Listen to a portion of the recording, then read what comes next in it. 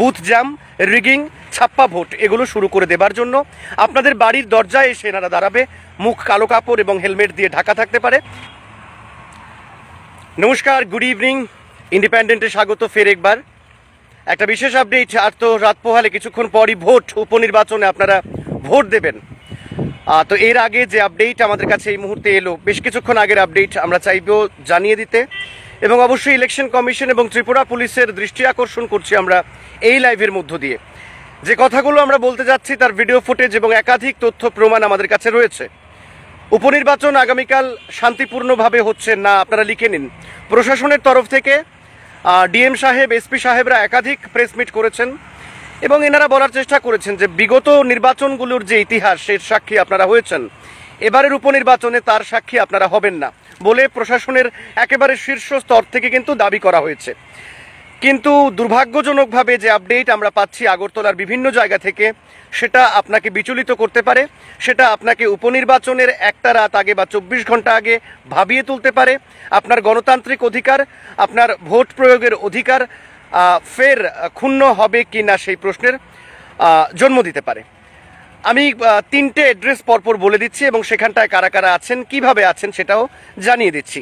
সংশ্লিষ্ট কর্তৃপক্ষ ব্যবস্থা নিলে গণতন্ত্র সুরক্ষিত থাকবে, নতুবা পুরো ভোটে বা ওই লোকসভা নির্বাচনে যেভাবে গণতন্ত্র ত্রিপুরায় বারবার একাধিকবার ধর্ষিত হয়েছে, সেটাই আগামীকাল ফের একবার হবে।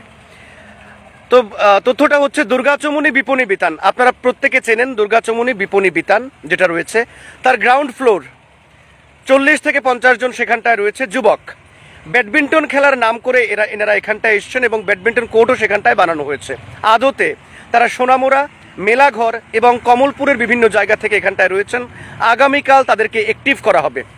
নাম্বার প্লেট ছাড়া বাইক তাদেরকে জোগাড় করে দেবার ব্যবস্থা করা হয়েছে, বা কিছু ভুয়ো নাম্বার প্লেটের মধ্য দিয়ে বাইক জোগাড় করে দেবার চেষ্টা করা হয়েছে। যেহেতু দুটি কেন্দ্র রয়েছে, 6 আগরতলা এবং 8 বরদোয়ালি, আমি এই দুটি কেন্দ্রকে ভিত্তি করে বলছি, সুরমা এবং যুবরাজনগর নিয়ে বলছি না।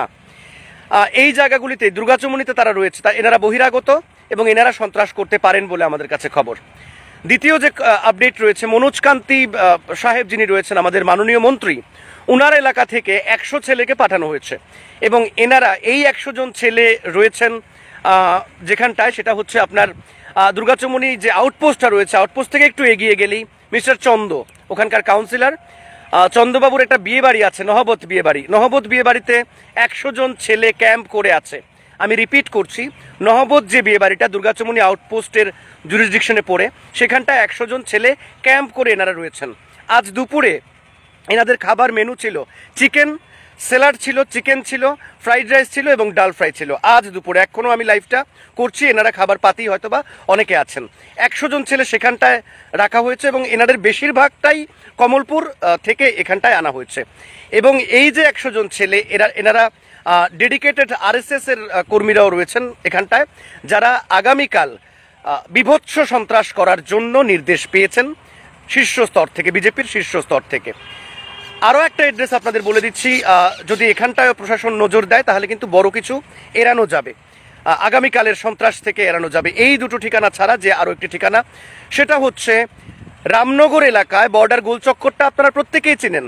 বর্ডার গোলচক্করে যে মাংস বাজারটা রয়েছে, মাংসের দোকান রয়েছে, পাঠা, চিকেন, মোরগ ওগুলো বিক্রি হয়, তার পেছন দিকের যে বাড়িগুলো রয়েছে, পরপর দুটো বাড়ি, সেখানটায় 40-80 জন রয়েছে, পুরো ঘর প্যাকড রয়েছে। আজ রাতেও তারা এখানটাই থাকবেন। আগামীকাল সকাল 9টার পর থেকে এদের ইনস্ট্রাকশন দেওয়া হয়েছে বুথ জ্যাম, রিগিং, ছাপ্পা ভোট এগুলো শুরু করে দেবার জন্য। আপনাদের বাড়ির দরজায় এসে এনারা দাঁড়াবে, মুখ কালো কাপড় এবং হেলমেট দিয়ে ঢাকা থাকতে পারে, এবং এনাদের দায়িত্ব দেওয়া হয়েছে চমকানোর জন্য, ধমকানোর জন্য, মারা কিন্তু হবে না, চমক এবং ধমক দিয়ে ভোট কেন্দ্রে যেতে বাধা দেবার খবর আমাদের কাছে আসতে শুরু করেছে।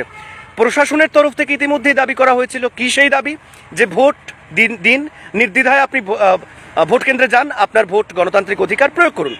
কিন্তু এই যদি হয় অবস্থা, গণতান্ত্রিক অধিকার প্রয়োগ করাটা কতটা সম্ভব হবে সেটা কিন্তু আপাতত বড় সড়ো প্রশ্নচিহ্নের মুখেই থাকছে। অনেক ধন্যবাদ। যে আপডেট ছিল, কোথায় কোথায় বাইক বাহিনীরা লুকিয়ে রয়েছে, প্রশাসনের একেবারে নাকের ডগায় কিভাবে রয়েছে, আপডেট দেয়া আমাদের কর্তব্য। প্রশাসনের আধিকারিকরা ব্যবস্থা নেবেন কি নেবেন না সেটা সম্পূর্ণটাই নির্ভর করছে এনাদের উপর। অনেক ধন্যবাদ সঙ্গে থাকার জন্য। Thank you. জয় হিন্দ।